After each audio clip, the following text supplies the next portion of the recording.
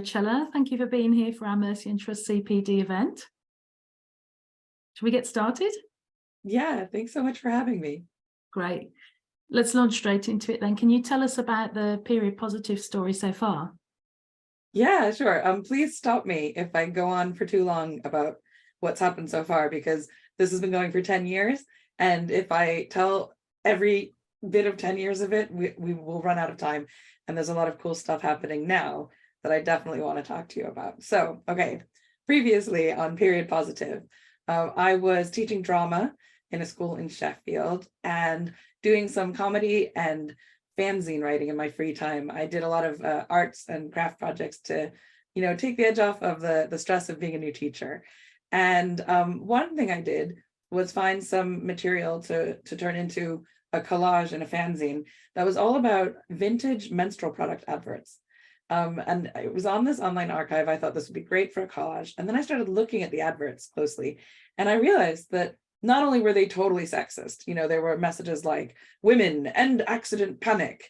And we asked a housewife, what's in this wrapped box? And, talking about like sort of the hidden nature of menstrual products back then, I realized a lot of the same messages were around in modern times.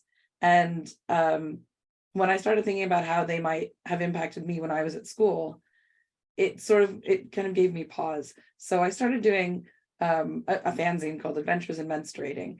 And meanwhile, I was still teaching. So I was doing zine readings about this in my free time and summer holidays and school holidays. And at school, I was teaching drama. And sometimes I would, show pupils interesting resources to give them sort of starting points for their work. But I was really lucky to be in a school where my head of department really thought that drama was great for looking at social issues and social justice. So we had a lot of time working on drama as a teaching tool, as well as theater as an art form, which was great because outside of school, I was looking more and more at sort of period taboos as a topic to be explored through the arts. And people started reading the zine and getting interested and inviting me to do talks. And it sort of started becoming a sketch comedy show where I'd involve the audience. And it was a lot of fun doing it outside of school. And people who researched menstruation and menstrual activism started interviewing me. And luckily, I met this amazing menstrual scholar called Chris Boble, who was the president of the Society for Menstrual Cycle Research for a while, and was writing a book on menstrual activism, interviewed me and encouraged me to take what I was doing back into schools. So instead of it being like my secret double life sort of punk rock side project, I actually talked to my head teacher and told her what I'd been up to. And she was really interested. She just thought it was great. It was super supportive. And the local authority asked me if I wanted to do a part-time master's degree while I was teaching. They were funding this. And I asked if I could do my dissertation on menstrual literacy. And I got permission from the school, from the university, from the parents to work with a class of pupils and bring this into school. In the meantime, our school had a formal PSHE program start. And because I was interested in the sort of social aspects of teaching quite a lot, they asked me if I wanted to teach it. And after about a year or two, they asked me if I wanted to be the head of department. So I was really excited. So by the time this research project opportunity came up, I was the head of PSHE as well as still teaching some drama. And it was just like the perfect storm. I was in a position to be updating our curriculum for PSHE, had this sort of history of looking critically at menstrual media. And I was looking at resources around periods and seeing that they were really lacking. They were very similar to the ones that I'd had when I was at school, right down to, the kind of messages of like, oh, the boys don't need to know when you're on, and here's a free sample, but also here's our branding and our logo and, the colors that we use on our packets. So it'll be really easy to recognize in the shops, by the way. And I just thought we should be doing better than this by now. And then when I thought about the advertising messages being so similar from literally 100 years ago to now, that's when commercial menstrual products kind of first started in the early 1920s. I thought, well, no wonder nothing's changed, because we're still using this same model. So I took the opportunity to see if we could look at using the arts and drama and craftivism and just a bit of joy to change how we teach about periods in school. And the kids were super on board to get involved in this. We did it as a piece of action research and co-design. So the pupils were co-researchers. I worked with a class of 24 pupils, 12 boys, 11 girls, 1 pupil who identified as non-binary. And we did a survey of, their attitudes before we started. We did focus groups, and then we sort of put together some activities for exploring how they learned about menstruation. And one of the things that came up really strongly in the very early sort of survey and focus group were they could name not just menstrual products, but brands of menstrual products. And they remembered some adverts very clearly. I think you and I were talking about how they noticed one of them that really affected them. It was an advert where, and they'd seen it in the Olympics. So this research was from 10 years ago. So in the 2012 Olympics from the year before, they remembered seeing adverts where Mother Nature gives someone a gift at a really inconvenient time. But Mother Nature is this very annoying older lady who very sort of gleefully and like naughtily hands over this big red package. And the person in the ad never wants to receive it. And the kids did a lot of discussions around, I remember them making mind maps and sort of planning this out. Like, what, first of all, how did they feel about Mother Nature being portrayed this way versus how they'd always thought of Mother Nature? And what was it like, to be given a present that you didn't want to receive, and how could you flip it? And so we did some forum theater where the kids took turns dressing up as either Mother Nature or someone who would be receiving a period at an inconvenient moment. And they decided to just flip the story. Mother Nature was still going to try and give them a present they didn't want, but they were going to want it. And we would see if that annoyed Mother Nature or if Mother Nature could be turned around. And as it happened, in forum theater, you don't usually have magic happen. A naughty character kind of stays naughty. Somebody with mean intentions tends to stay mean, but the victim or the oppressed person or the person that the audience identifies with has the power to change, and the audience can suggest changes or come and try and play the part themselves. And that really empowered all the kids, whatever their gender. It didn't matter. Some of the boys were in drag. All the kids had a go at receiving the present. They really enjoyed saying, "Oh, thanks. I was expecting my period," or, "Oh, cheers. This is really useful." And there was, I think in one of the ads, somebody was a bride going on their honeymoon. And I think that person was playing that character and said, "Oh, gee, I'm glad I'm not pregnant." And it was just quite funny seeing all these different reactions. And they were just really empowered. And we kept doing activities like this. Another activity actually came from my zine, which was what if a period stain was actually a fashion emblem rather than something that, would cause instant social death as far as everybody was concerned up to that point. And so the kids got into groups and they created design houses. They came up with an ethos for their design company, a name, a logo. And this was Dorothy Heathcote's Mantle of the Expert technique combined with teacher and role. So I was playing the CEO of Stains TM, had to have the TM. And it was a very specific shape. And I said, right, this is our logo. We would like somebody to design us a brilliant fashion spread in Vogue and a 30-second television advert.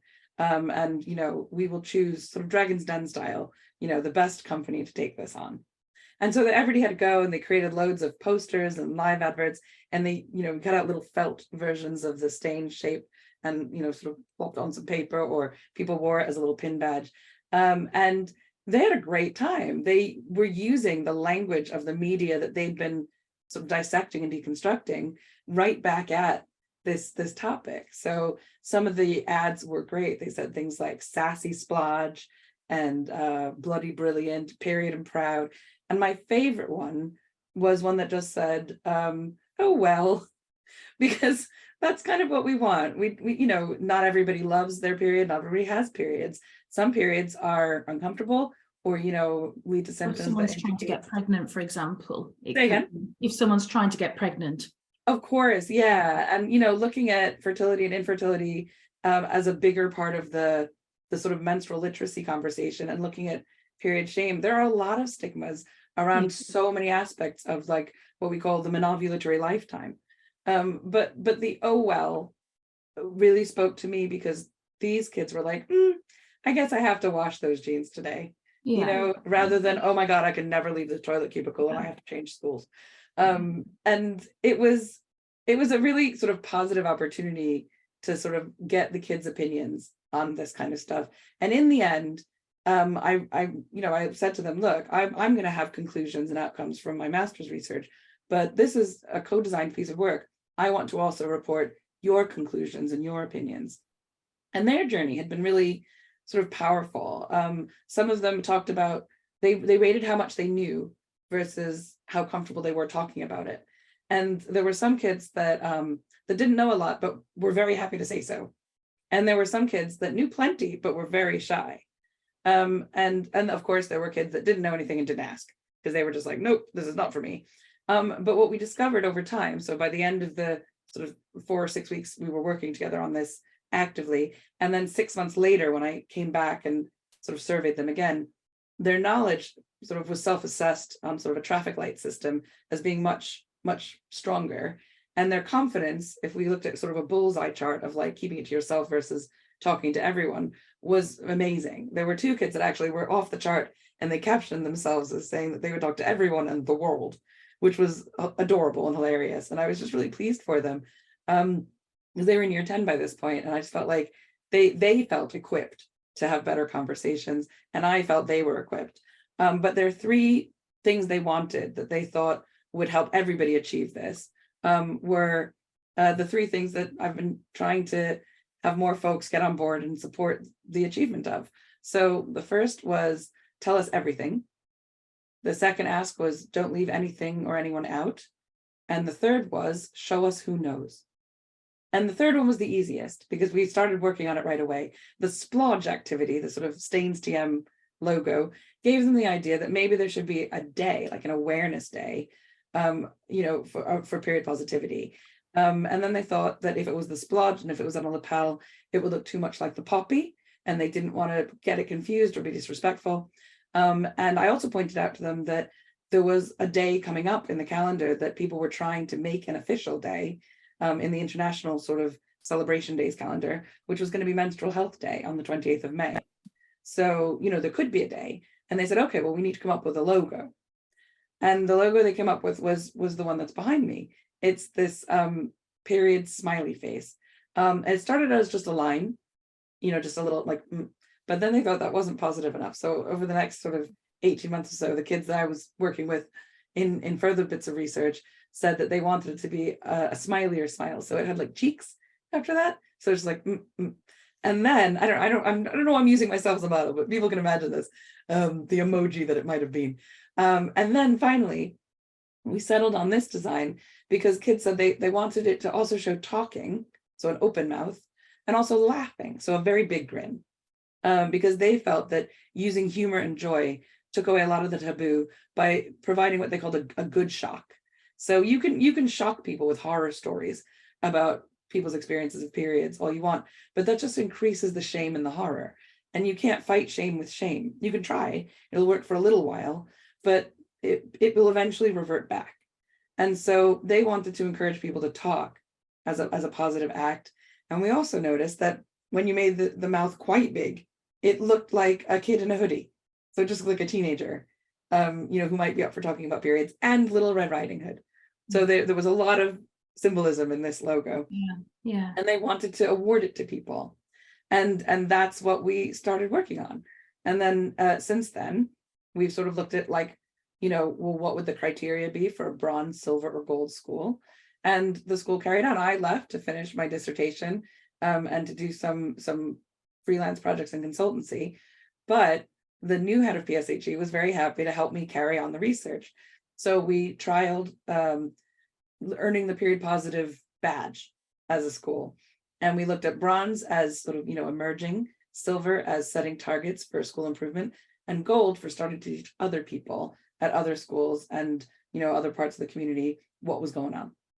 And it was really exciting to get it to that point, sort of just before and just after the pandemic. But now it's time for it to spread further. We had a bit of a pause during the pandemic, but I think we've hit all of the recommendations from the pupils now. We've got the badge, we've got a pledge that schools and other organizations can follow to uphold it.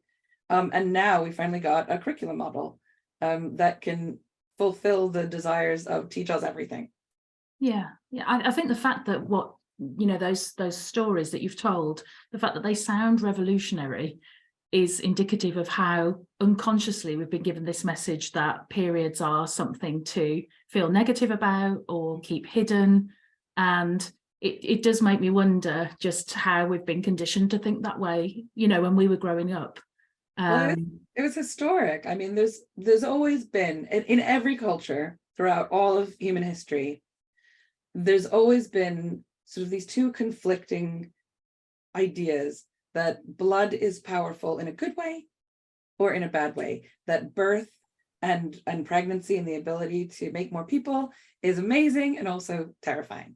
And as we've seen, particularly in the US and in other parts of the world, that can just flip-flop so quickly, but there are times and places throughout history where periods are celebrated, and that's current as well, and people are starting to do it here, with like first period parties and things like that.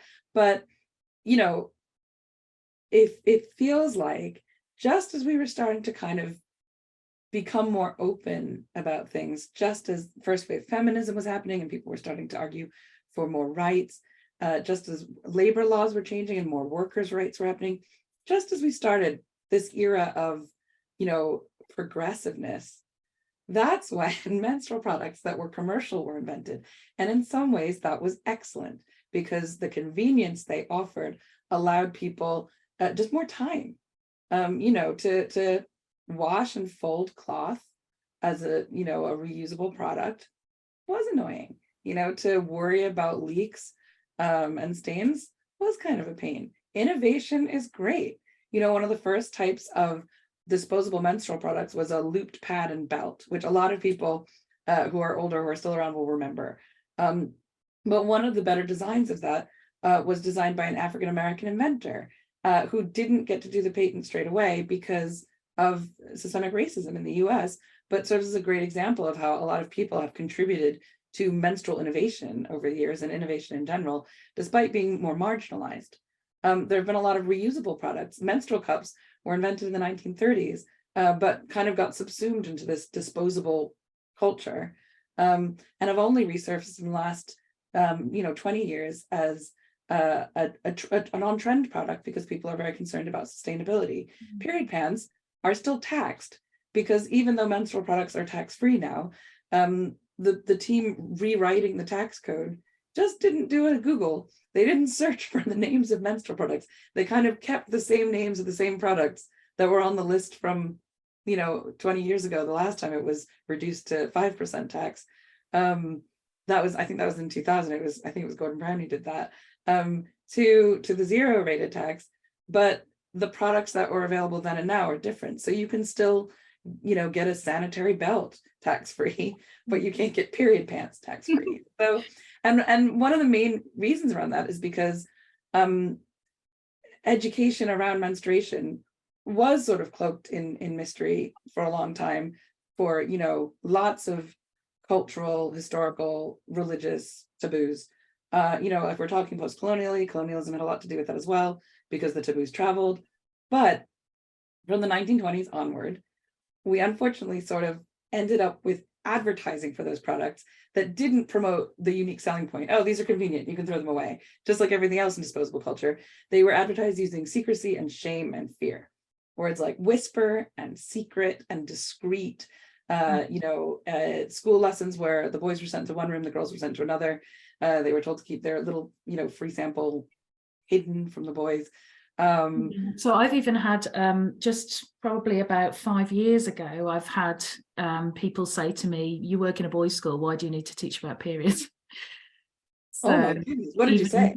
Yeah, oh, well, there's lots of reasons, aren't there? We go through those reasons when we start the lesson. I mean, just for one thing, a lot of my students, they want to go into the medical profession. That's just one thing before we start, let alone the fact that they will want to become fathers one day and need to know and want to be supportive partners, and it's just human biology, and all knowledge is surely good knowledge. So I totally agree. Thank you. I'm yeah. gonna put some of those in my pocket.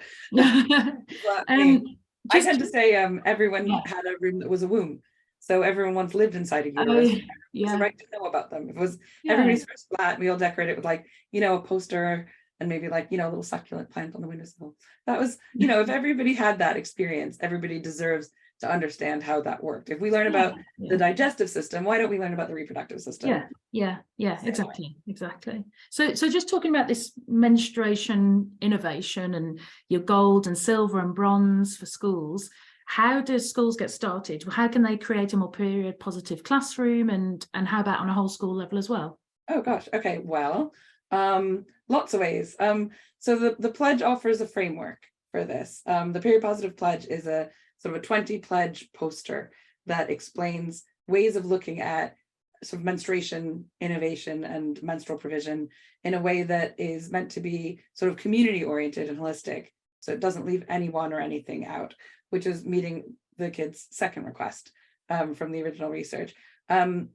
It's a framework that if you evidence it based on changes you make in your school, you can earn the bronze, silver, or gold level of the badge. So the first thing you can do is look at the pledge itself. The first one, the poster, is meant to just be recognizable. So it's a bit like the Sustainable Development Goals or the International Declaration of Human Rights. It's a poster. But there's a document with it on the Period Positive website that's called The Pledges Explained and Explored. And that's a couple of paragraphs about each one that sort of goes more in depth into things like, well, when we say, don't say feminine hygiene or sanitary protection, why do we say don't say those? And why do we say menstrual products instead? And then there's a bit about, you know, the history of advertising around the word sanitary and hygiene being used to frame menstruation as something dirty. But if we're framing menstruation not as something bad that happens to you, but as something cool your body can do, suddenly that sort of flips the script, and using language to support that just in little subtle ways helps avoid what could be perceived as microaggressions, really. You know, we want to be talking sort of confidently about periods, but even some of the language that was handed down to us maybe doesn't fit us anymore. Another thing you can do is look at the kids' version of the pledges. So the school where we did the pilot study has them all on a big notice board outside the PSHE classroom. So each pledge is a kid-friendly phrase sort of all along. There's still 20 pledges. And the 20th pledge is things might change. We might update these as we learn and know more. Because this is a huge field. It's growing all the time. So many people, now it's like the floodgates have opened. Once you give people permission to talk about periods, it's like that was just what they were waiting for. And I think, and people who are watching might have felt this too. I certainly did. When I first made that connection between like, oh, I don't need to be afraid of this. I can actually, like, I don't need to like hide a pad up my sleeve. I can just, you know, I mean, I don't need to parade it about, like, but I can, you know, walk with it normally and it's fine. But I think as you go up the sort of the badge award scheme, which we're rolling out nationally now, which is really exciting, is you just do an audit of your school first, because chances are every school is already doing something really good. They just need to log it and then share it. And that will probably help them notice things they could do better. So, and the audit actually comes from a really great piece of research by a researcher at Cambridge named Shirley Prendergast in 1992, who worked with just over 400 girls, about 10 schools around the country. And she asked them to do a school audit, and the sort of things that they looked at were, you know, are the toilets open whenever they need them to be? Are they allowed to go to the loo whenever they want? Is there always loo roll? Is there always soap? Is there always, you know, towels or hand dryer? You know, is there hot water? Like all of these things. Is there a bin? The things that, you know, you'd sort of maybe take for granted, but that could be broken one day, could really, you know, affect a kid or a member of staff. But even something as simple as, you know, the staff handbook, if you have an anti-bullying policy, or if you have an absence policy, you might want to add, you know, a period and menopause policy for pupils and one for staff. I know that it was it was really difficult for one of my pupils in the original study. When she took an exam, she came on her period during the exam, and she could tell, she could feel it, and that was suddenly her focus. And she was like, "Oh, miss." And I don't know if anyone else out there sort of has this, this recognition of that phase, but I was like, "Oh no, something bad is coming," like something. And I think she's blaming me or all teachers for this. What's about to happen? And she's like, "Oh, miss, during the exam, I started on my period, and I couldn't get up, and I couldn't get a pad, and I couldn't go get my bag. I could go to the loo, but there weren't any in there, and I couldn't." So we started like a little mini project within the project called Exam Period, which was, in your invigilators kit, include some pads and tampons, but more importantly, a poster that goes up, right next to the clock that, says, not just the start and end time of the exam, written, with a whiteboard pen or however it's done now, but like another note that says, "This is the nearest toilet to this exam hall. There are pads and tampons in this toilet."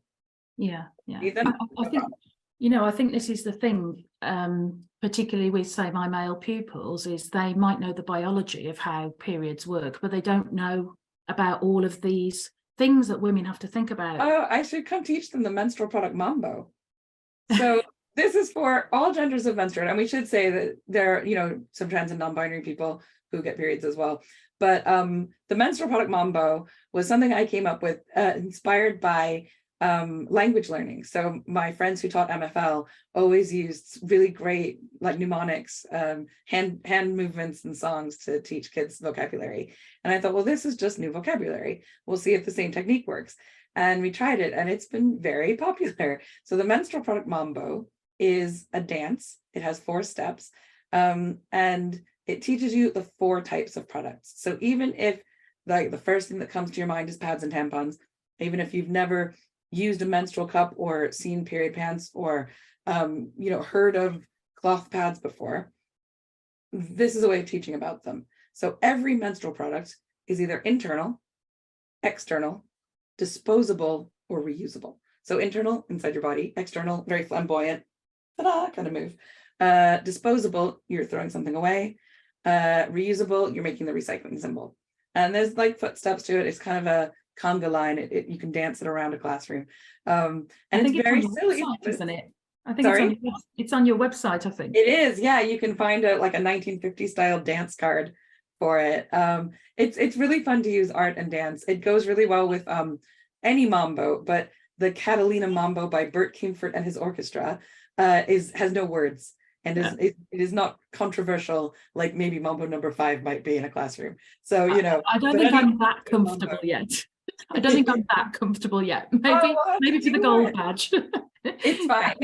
When you get to the gold level, you can be teaching it to primary school. But it was a bit like, if anyone remembers, in the Full Monty, where they're learning their dance that they have to do at the end, and they can't help but do it in like the queue. They're like queuing up, and they're just when the song comes on. So people do tell me now and again that like they'll be in the car park and it'll just suddenly pop into their head like internal, external, disposable, reusable. Dun, dun, dun. It's very silly, but silly breaks down barriers, and there are a lot of barriers when you talk about periods. So the first thing I tend to say is think about how you first learned about periods, and was the person that taught you confident and knowledgeable, because that experience can really shape the way you perceive menstrual media ever after. So you'll either sort of believe the taboos, or you'll have something in you that helps you reject the taboos, and it can go either way. It's all completely piecemeal. And that was kind of the other impetus for trying to find a way to standardize this.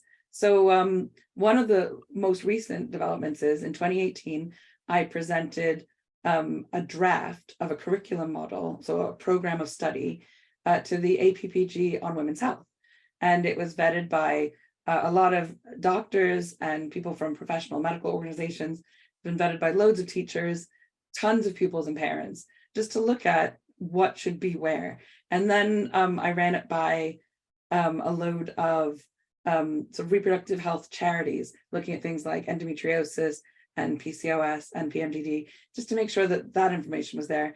And then talked to fertility specialists to see if I was getting it right around fertility and infertility and the menopause, because those are all really important sort of parts of learning about periods. It's a whole span from menarche to menopause and beyond.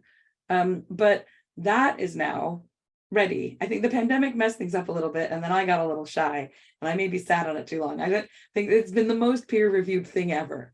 But it's important to get something right if you're launching it for the first time. This is, it's not like algebra, which developed over many years, over centuries. It's not like, well, actually, it is quite like the careers curriculum. The careers curriculum is a vertical program of study that's in the national curriculum, and it's a series of bullet points. It's the Gatsby standards, which are being reviewed at the moment, but they are a method of disseminating education around careers across the curriculum. And I remember when it came in my school, we delivered in IT, there was CV creating. In English, there was writing a cover letter, and it was possible. And then we had in all of the other subjects, come and meet people from different careers related to the subject. It was really powerful. The kids really loved it. They did a brilliant photography project where they dressed up as their future careers. And I remember we were helping get props for them from drama. And then, the kids in PSHE were sharing the results, and it was brilliant. But that kind of thing can be done in, with periods as well. We're dropping knowledge. We're dropping a curriculum model wholesale that previously has only been taught in 1 year 7 science lesson, 1 year 10 science lesson. And if you're lucky, as many PSHE lessons as you're allotted, and perhaps a talk in year 5. And that's either delivered by a confident member of staff, a nervous and put upon member of staff who's hastily learned it and is doing it because they have to, a visitor from a company, a visitor from a charity, or a peer education organization, maybe from the local university. There are lots of ways this information ends up in schools, but I think one of the key things that would support what the pupils said they needed was for people in school to feel confident and knowledgeable enough to deliver this well in a trusted way themselves. And that's what we do with every other school subject. And I'm convinced the capacity is there. We just have to sort of mainline the knowledge into folks. And I think that getting this curriculum model approved and put in a statutory is one way to do that. And another way is through the pledge, just get everybody on side in the meantime. Because so can you show us the curriculum model? Can you show us where to find it? Because it is available on your website, isn't it? Now I've got to do special technical stuff where I share my screen. Okay, let's see. If I go to the website, I'll recreate how to find it for you. All right, I'm going to share my screen.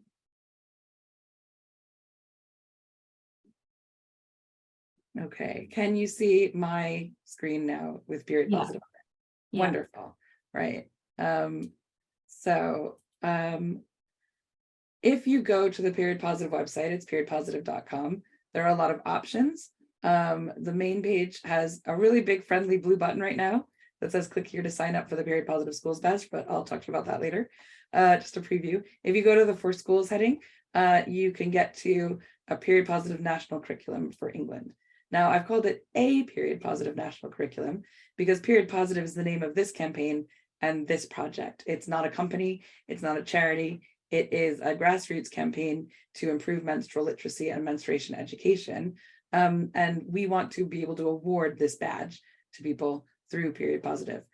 It would be wonderful if it became the Period Positive National Curriculum, but so far it's just a Period Positive National Curriculum. So this document sort of works through all of the things you need to put in place this curriculum, which is stuff we've already talked about, the framework, the kids' version of the framework, and just some sort of thoughts on how it's delivered. It has learning from Key Stage 1 that's linked to the science curriculum and the NSPCC PANTS guide for naming body parts and being safe. At Key Stage 2, it starts talking about the menstrual cycle in that sort of very simple period talk sort of way, but with a few extras. And then when you get to Key Stage 3, now one pupil said when we recently presented this in Parliament, that learning about periods should be across the curriculum because some students don't focus on PSHE. They get the message that it's not a subject they should pay attention in. And that's really unfortunate. And it's totally not true.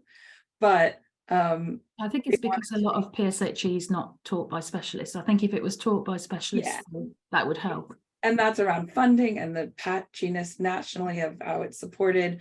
But it was a really good point. And then that sort of another point supporting that made by another people was, um, depending on which teachers you feel comfortable with or know well, wouldn't it be great if any of them just started talking about periods at some point? Yeah. And so the purpose of this tool is to pick some of these bullet points. I've broken it into skills, knowledge, and understanding, because that was how I learned how to read a program of study when I started teaching. But I know it's being updated. It's to take these and map them across your curriculum subject and find a way to incorporate some of them. So if you want to teach about media literacy, you can incorporate that into an English lesson, or a graphic design lesson around packaging design, or a media studies lesson. If you want to look at averages, so right here, knowledge point number 1, the menstrual cycle is about 28 days long, but a wider average range of 21 to 35 days is still normal. So you could look at charting a menstrual cycle to learn about the mode, median, and mean. It's really interesting to see people work with this, because the connections have been pretty quick. So we're putting out a challenge to schools to try and create just one activity where pupils and staff work together in a subject area they enjoy, to create one activity that incorporates something from this curriculum into their usual curriculum. So just like in drama, when I started teaching, we could teach theater, or we could use drama as a teaching tool for teaching social justice issues. We can teach about periods, or we can use periods as a teaching tool and make it something that can be a teachable moment. I always say, everyone from the lollipop lady to the head teacher should be someone that a kid can approach with a question, because those teachable moments happen all the time. You never know when somebody's going to need your help, whether it's, a pregnancy scare, or, they think they might have leaked, or their girlfriend's on her period and they've never heard of this before. Like anything can be happening, or their mom is experiencing perimenopause symptoms and they're arguing all the time. Like there are always ways to It's sort just of about look at and talk about normalizing. this. Yeah, it's just about Um, normalizing the topic, yeah, isn't it? I think at the moment, sometimes, like, I'm very comfortable talking about my period, but I'm never sure whether somebody's comfortable talking, yeah. hearing it, or I always talk about man things it can back. be private, but they shouldn't be secret. So this is another people talking about it. It's important for periods to be taught in various lessons, so that makes it a natural thing that people can be accustomed to and comfortable to talk about. It would reduce period shame, whilst educating others about things they or their peers may be feeling. And the period positive pledge and curriculum model are there to support them. So this is, I'll stop sharing now, but that's where you can find it. That's brilliant. Can you tell us about some of the challenges that might be faced by classroom teachers as they start to implement this, and Yeah, whether absolutely. it's exacerbated by mixed sex groupings, do you think? So I would like to think not. I think that the instinct, based on how we were all taught, is to separate the genders, or to be happy if you teach in a single sex school. But the best practice recommendations from the Sex Education Forum are to teach about puberty well before it starts, to mixed gender groups. And it's always possible with any school subject to take out a group of pupils for extra support who need it. So if you have kids who need extra support in reading, or have, other needs because of SEND issues, they, could be withdrawn or have additional support. You might have some at-risk young people or vulnerable young people who might need extra support around talking about periods. But in general, not only is teaching a whole class together valuable, but modeling that all genders can talk about issues around sex in a safe and supportive way is so crucial for later on. And for teachers of all genders to be able to deliver the teaching is incredibly valuable for the same reason. A lot of the kids talk about how, they wouldn't bring up needing to go to the loo in front of a male member of staff. That's like, what if that's half your lessons of the day? It's people shouldn't feel they have to self-edit. And I think a lot of us who have periods do feel almost unconsciously that we should self-edit, talking about it, teaching about it, pushing this agenda. But most of the cis men I speak to are really keen to support this, whether they have kids, whether they're straight or not, whether they'll ever encounter periods day to day. They really want to know more. They really have absorbed now that it's a big issue. But back to secret versus private. I think it's really important for everybody's comfort levels to know that we are all going through puberty ourselves on this topic, like as a planet. And there will be moments of discomfort, and moments where you encounter someone who's very comfortable. But it's okay to keep periods private. Like, you don't have to talk about your period or other people's periods if you don't want to. Yeah. But a lot of the old and some current ads encourage people or assume people should keep it secret. Yeah. And that's about consent. We are not about people keeping anything secret. That's unsafe. Talking openly leads to increased confidence and also agency. And I talk about that in terms of what I've started calling institutional menstrual shame. So there are plenty of individuals who are really on board with this, but it's very hard to turn a big ship. And as an institution, education has left this to outsiders who are not necessarily experts. And we are now trying to bring the expertise back into schools by sort of imbuing all school staff with expertise, because it's really powerful and interesting information. I think some barriers that schools might hit is around practicalities of the school day. I would absolutely urge every school to think about a trial of letting pupils go to the loo whenever they need to.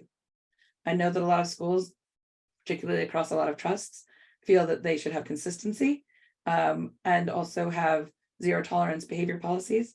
And it's difficult to manage kids when you can't see them. And so, school toilets are a place where they are unsupervised. And so that can be a safeguarding issue.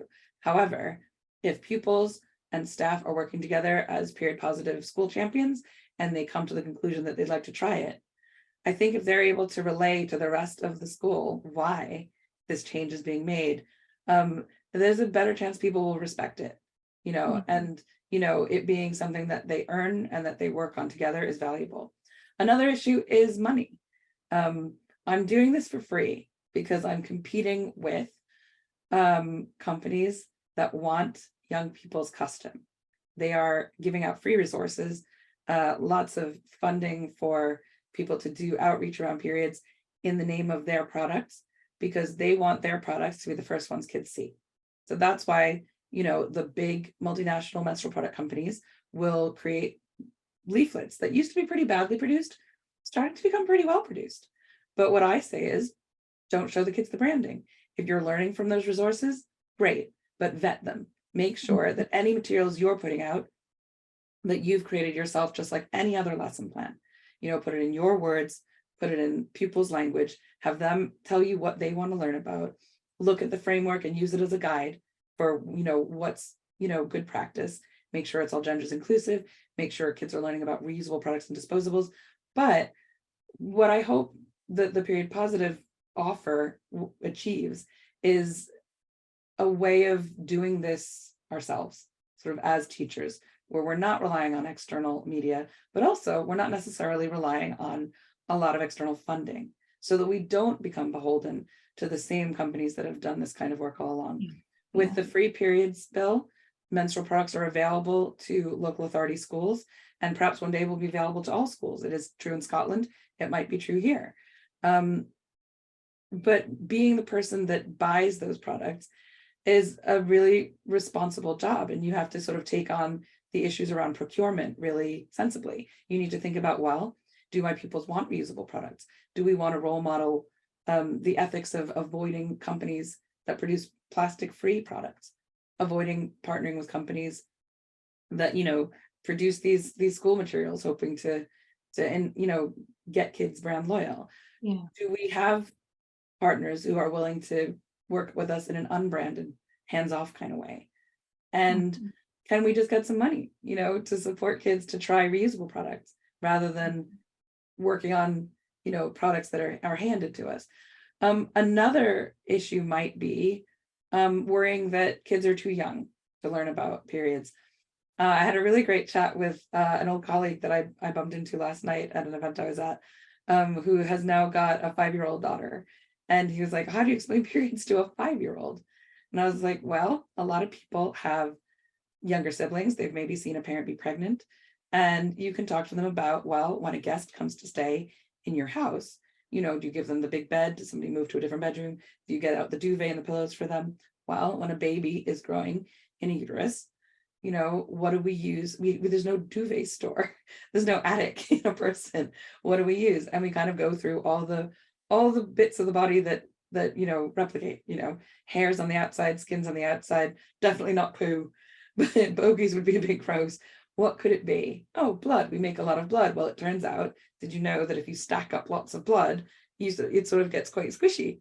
And that makes a really good lining to protect a baby. Now, this is very oversimplified. We don't talk about the endometrial tissue or the other things that make up menstrual blood, but we talk about, well, you don't have a guest, stay at your house every night, right? Well, just like people don't have babies all the time, right?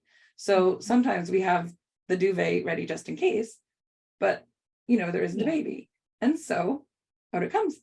Yeah. And that's there's many ways to do that. But talking to 8 and 9-year-olds about periods is perfectly possible if you're talking about the water cycle or the circulatory system. These are things and concepts they can understand. Talking to secondary school pupils, it's super easy. They can tell you stuff.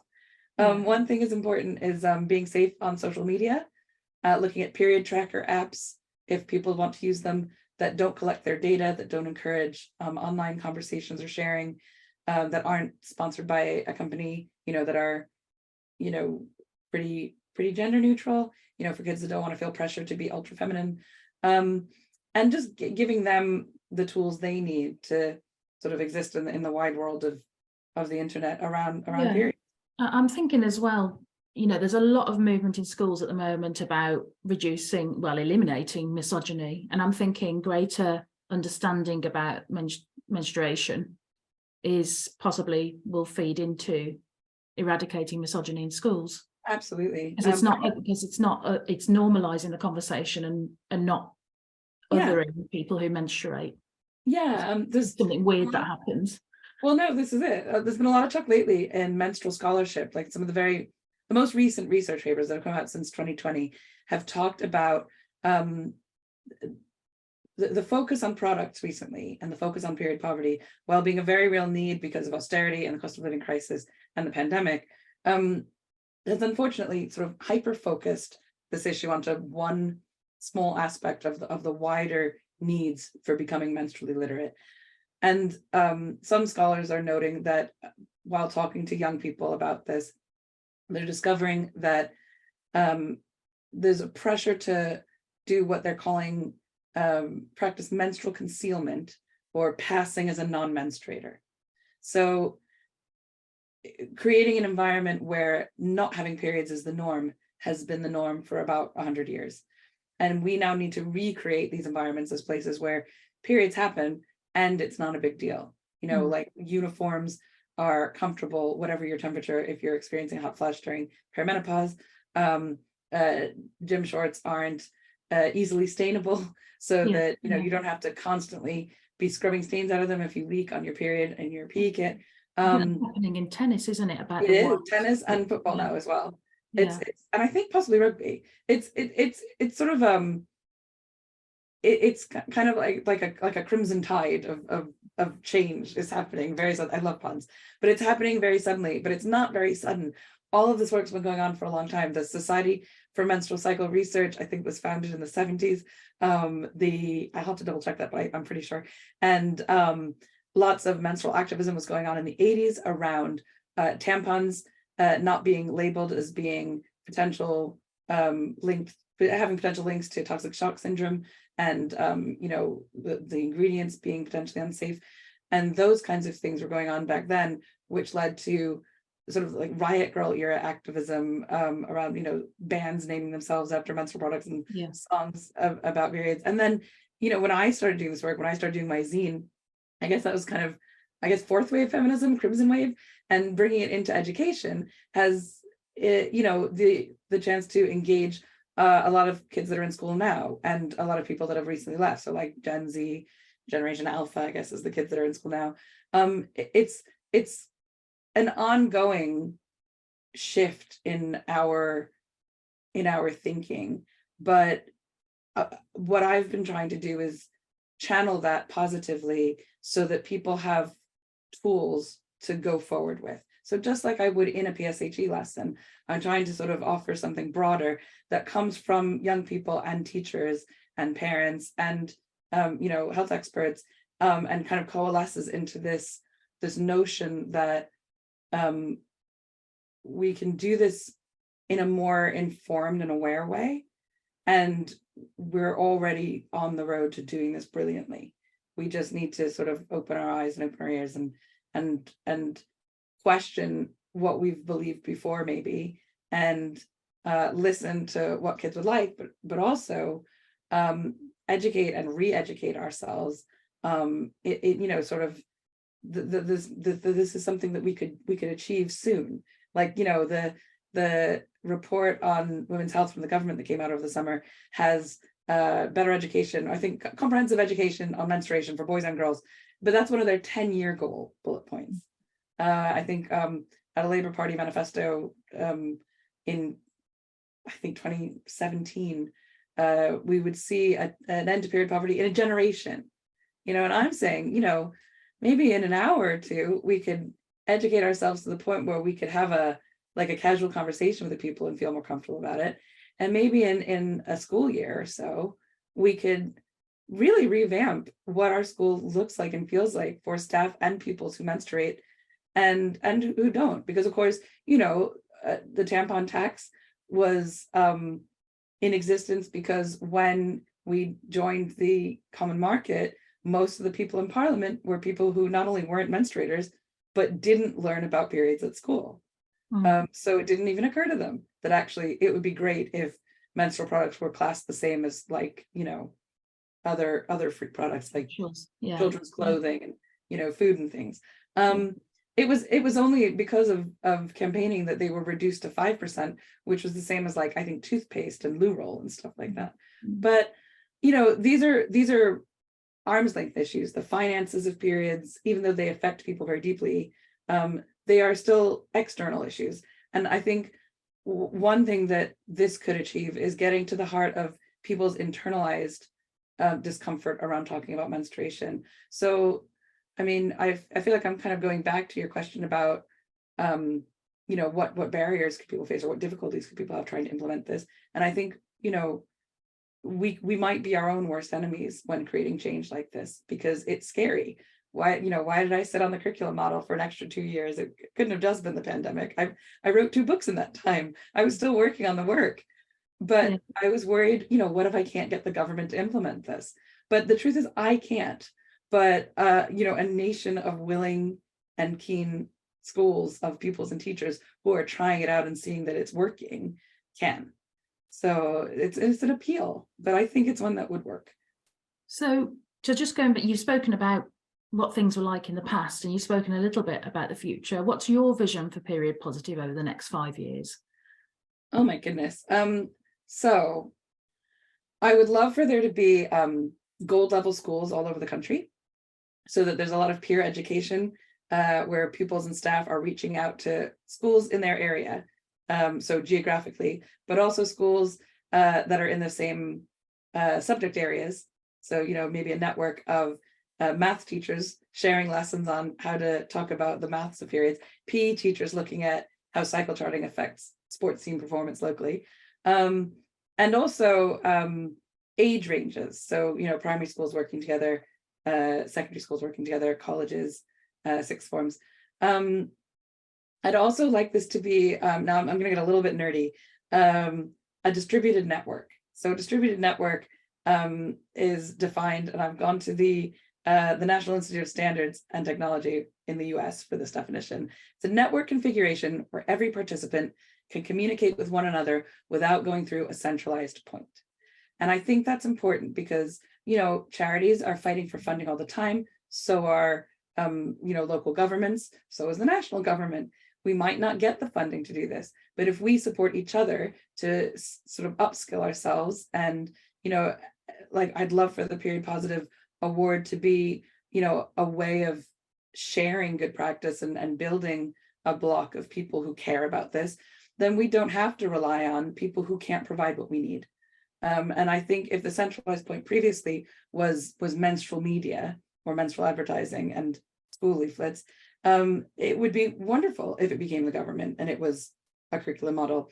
But in the meantime, I would love for schools to support each other to champion menstrual literacy, so that we have so menstrual literacy is like a body of knowledge that includes biology of menstruation, social and cultural aspects, health and well-being, awareness of illnesses that are related to menstruation, and media awareness of how menstrual media can impact our attitudes around the taboos of menstruation, looking at menopause, fertility, and everything, everything included, to act as a foundation for better agency and confidence for anyone navigating reproductive health, so they can do it without shame and stigma, whether they menstruate or not.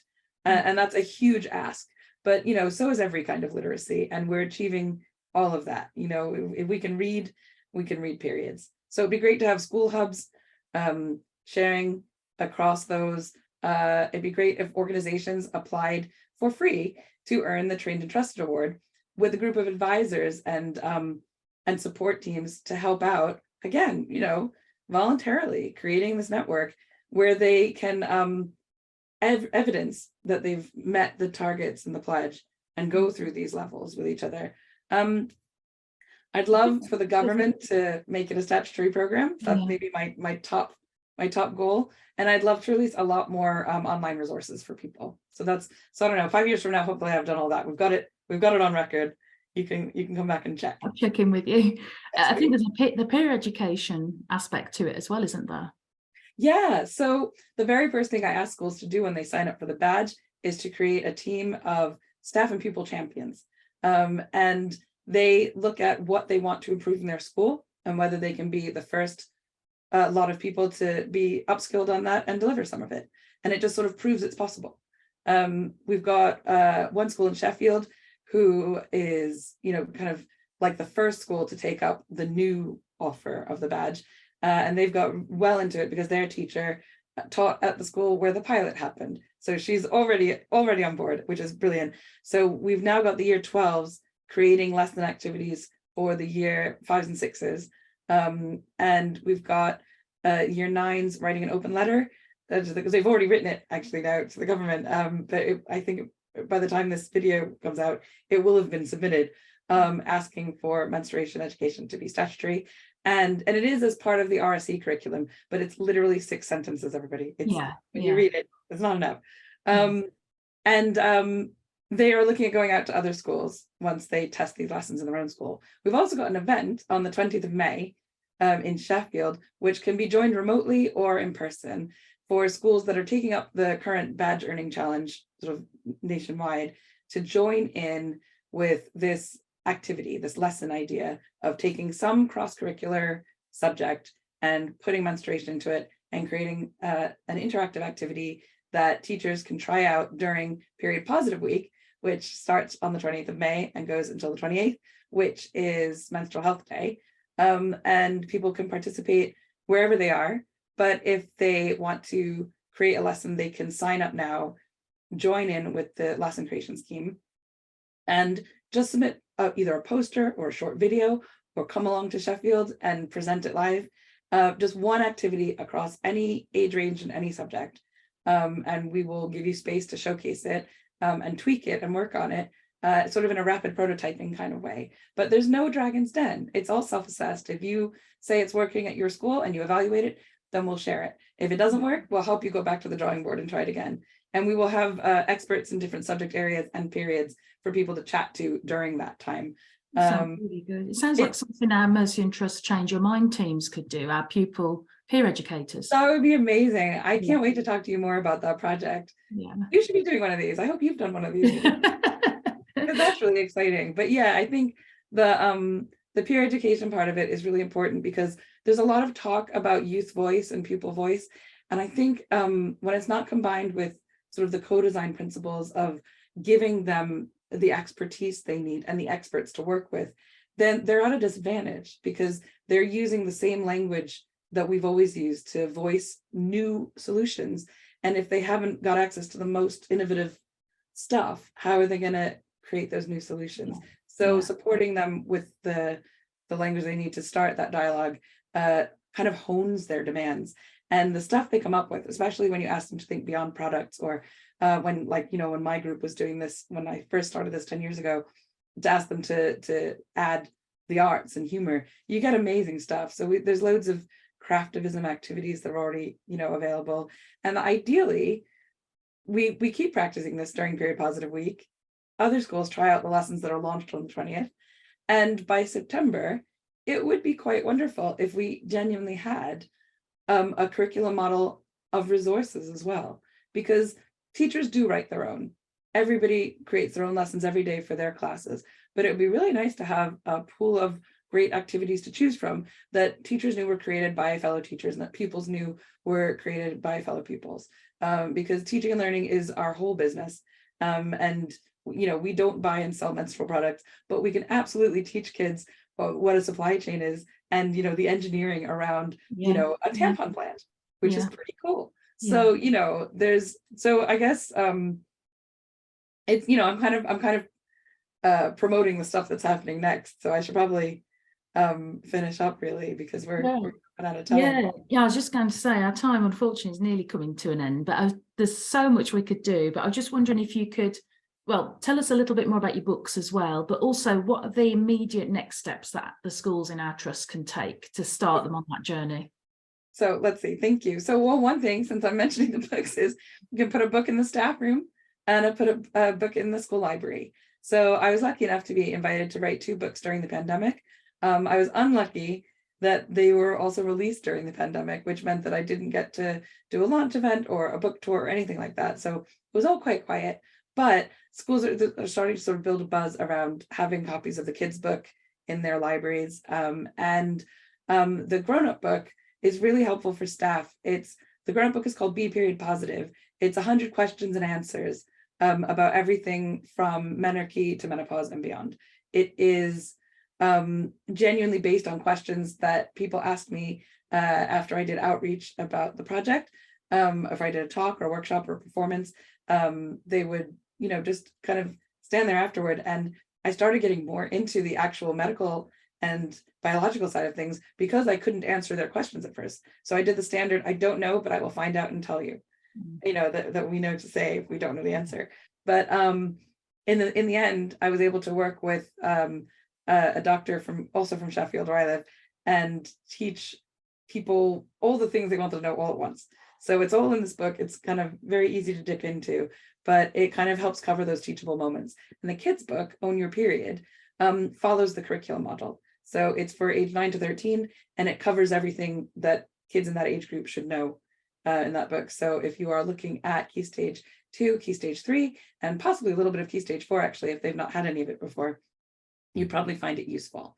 Other things you can do are think about how you first learned about periods yourself, anyone watching, and think about whether that affected you.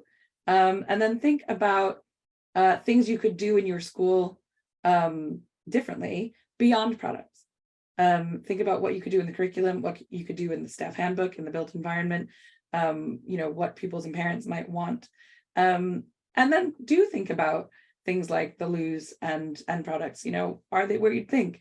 Is it possible to change the loo roll if you are not a member of the cleaning or custodial team at your school? Are you able to just get a new roll of loo roll and put it on, whether you're a pupil or member staff? Because that is just terrifying sometimes when you're out and you didn't realize. And also, you know, this is kind of my reminder that there are strings attached to some partnerships. So, you know, look at the transparency of any offers you get. I'm very transparent about this. This is all sort of, you know, either self-funded or volunteer funded, or offers of, you know, support in kind, and just kind of promotion. This is only as valuable as the amount of people who take it up. It's only as useful as the network of keen and knowledgeable individuals that we create. But there are other projects out there that may want you to literally or figuratively buy in to other stuff. So be aware of that. And then really, I mean, I guess the key one is trust yourself that you can learn how to deliver this. Come and join the badge sign up on the Period Positive website, look at the curriculum model and see if it maps to stuff you're already doing, and have a go at creating a lesson. See if you can think of a class group or an existing school club that might want to take part in this, or see if you've got time to start a school club at lunchtime or after school that might want to take the lead on this. You know, like if you've already got student government, they might be interested in taking this up as one of their asks or one of their offers. Think about if parent groups or local community groups are interested in this. And you know, reach out to each other. If you're part of a trust, talk to other schools in the trust. If you've got friends in your city who teach at other schools, see what they're doing, encourage them to take part so that you've got neighbors near you that are joining in. And yeah, definitely take part either online or in person on the 20th. You can just observe or you can join in, and then do stuff during Period Positive Week. There'll be a whole list of activities online. And on Menstrual Health Day, stay tuned. There'll be exciting things happening about periods all over the UK and abroad by pretty much anyone working in the menstrual space. So if this isn't the right project for you, there will be something that you like on that day. I guarantee it. So you have a mailing list, I think you can sign up to as well. Yes. So if you go to periodpositive.com, there is a specific sign up for if you want to earn the school badge. There's also a general mailing list for if you want more information, or a newsletter in future about what we get up to next.